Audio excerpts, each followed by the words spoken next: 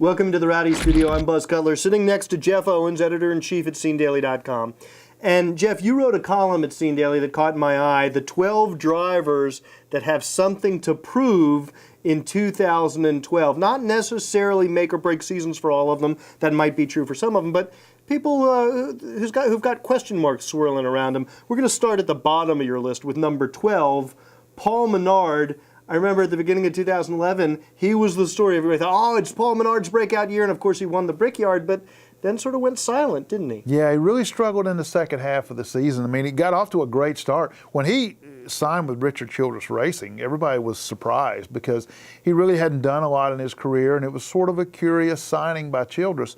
And then he got off to a great start last year, and he was top 10 for a while, right around the Chase cutoff for a good while there. Then he wins the Brickyard, big moment for him and the team, but then they sort of faded in the second half. I think the key question going into this season is can they sort of recapture that first half momentum they have, and, you know, can he win again? If you're driving for Richard Childress Racing, you're expected to make the chase, or at the very least a challenge for it. So he's got to take that step this year. He's got to get at least close to making that top 12. All right, now number 11 on your list is Paul Menard's RCR teammate, Jeff Burton. I got to say, a lot of people seem to be saying his career is done. He's not going to be a chase driver anymore. I think people are overreacting to last season. Am I wrong here?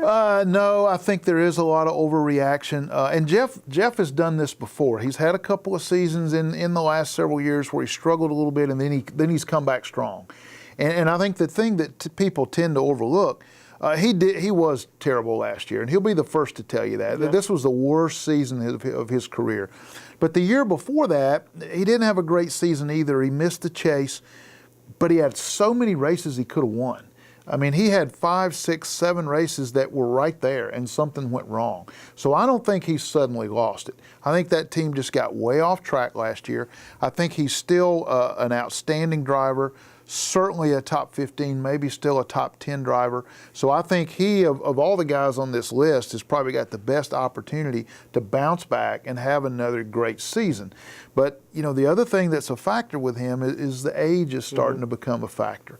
He's 44 years old now, and you don't see a lot of guys winning races or contending for a championship at that age. So I think that's a big question mark with Jeff. All right, now number 10 on your list of guys who sort of have something to prove in 2012 is A.J. Allmendinger, the beneficiary of Kurt Busch's meltdown at the end of last season. A.J. finished 15th, his best finish ever, and he's moving to a better ride over at Penske Racing. Really, what does he have to prove? Well, I think he's got to win a race. You know, he's been around for 4 or 5 years now.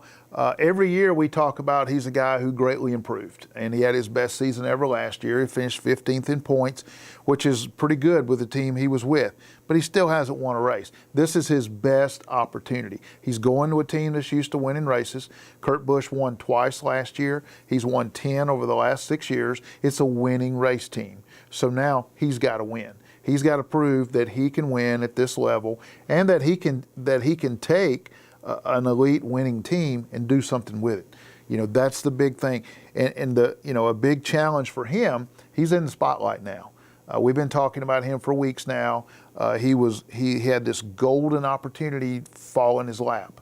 So the question is, what can he do with it? And I think he's got probably as much as anybody on that list. He's got a lot to prove this year. Well, the next guy you have on the list in the 9th position is Jamie McMurray. He's going to be the last guy we'll talk about in this video. We'll finish the list in some other videos. Now, of course, Jamie McMurray had a career season in 2010, winning 3 races. NASCAR even changed the points system because of Jamie McMurray. And then he wasn't heard from in 2011. Will the real Jamie McMurray please stand up? Yeah, I look at Jamie McMurray last year, and all I can think to say is, wow, what happened?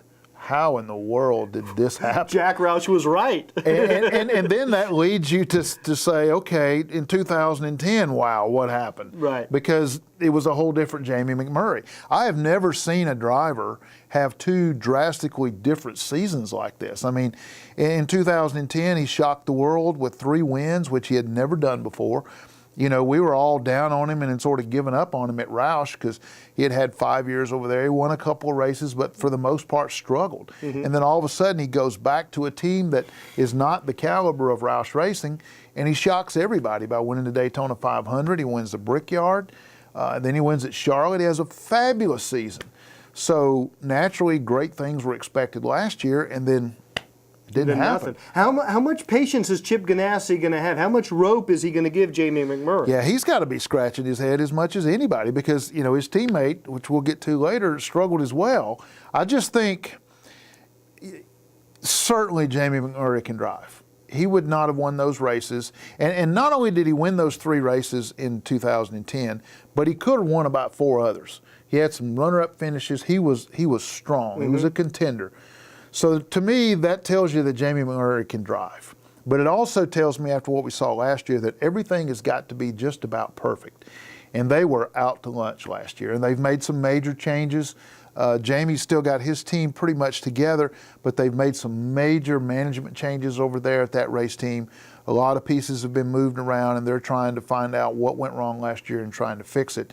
And whether they can do that or not will determine how well he and Juan Pablo do this year. But you know, based on what happened and then the huge falling off the cliff last year, it's a big year for him. It's the last year of his contract too, 2-year deal, and so that's big. And you know what they say about free agents, you know, they usually step up. So that's a motivating factor right there. We'll see. All right, Jeff Owens from SceneDaily.com. I'm Buzz Cutler. We've gone through the, 12 through 9 on his list of 12 drivers who have something to prove. We're going to do the rest, so keep checking back for more videos. Rowdy.com. Say it like it is. Say what like it is? Rowdy.com.